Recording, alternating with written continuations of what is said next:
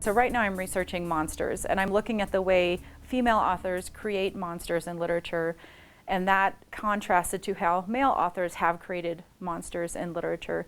And these are the more famous ones in German literature, probably not famous to a non-German reading audience, but most German readers are familiar with this figure of the Lorelei. She's a siren who stands at the top of rocks and sings a beautiful song and causes sailors to crash into rocks and die.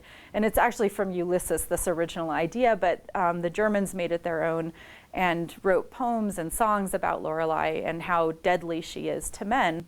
As I started doing this research on these monsters created by female authors, Lorelei appears in this writing as well, but she's written from the female perspective, and there we get to learn her backstory, where she falls in love with a man who betrays her.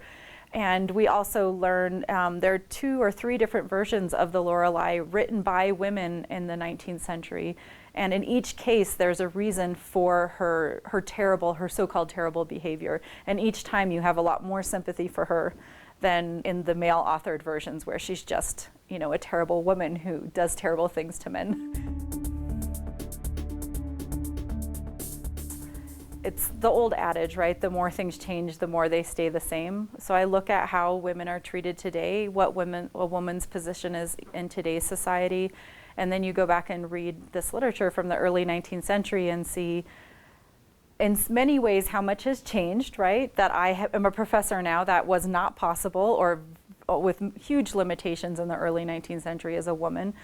But in other ways, how we are really conditioned by society to behave in certain ways. That's 19th century stuff. That's old Victorian attitudes that we still have today. International research is really important because many of these texts aren't available in the US. They're only available in Germany, and many of them are only even available in a single university in Germany. The most important library for me is the Staatsbibliothek in Berlin, the state library.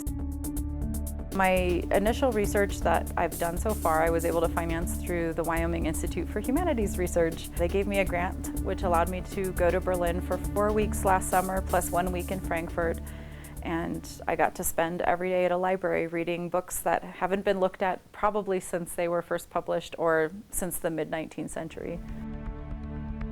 I read upwards almost 100 texts while I was there, thousands of pages, and part of the problem is that a lot of the books don't say on the title, there's a monster in here, right? So it'll have a title. One I can think of offhand is The Messenger of Jerusalem.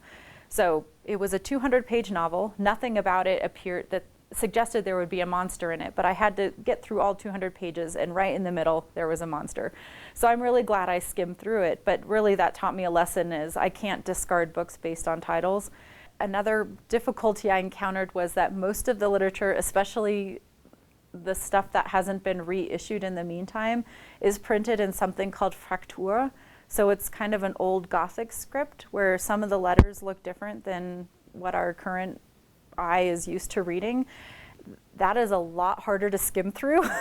All of it was surmountable. So after about 2 or 3 days of just reading Fraktur, I was able to skim it fairly confidently. I thought the more research I do, the more sure I would be how to define a monster. But I'm definitely feeling like, so far, the more research I do, the less sure I am what really constitutes a monster. I went back and read Mary Shelley's Frankenstein because that's one of the seminal texts that spawned our more modern idea of what a monster is. And I was really fascinated to read it now at this stage in my research because what I find so monstrous about Frankenstein is that he's actually almost human.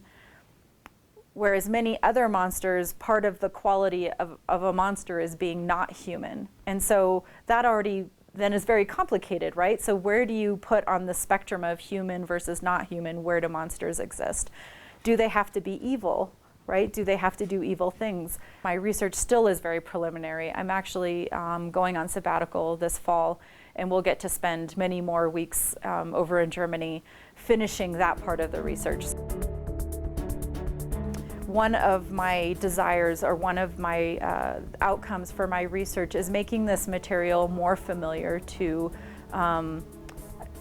academic audiences, but also non-academic audiences, to say there's a lot of writing out there that's just as good sometimes even better, why aren't we reading it? Just because it was written by a woman?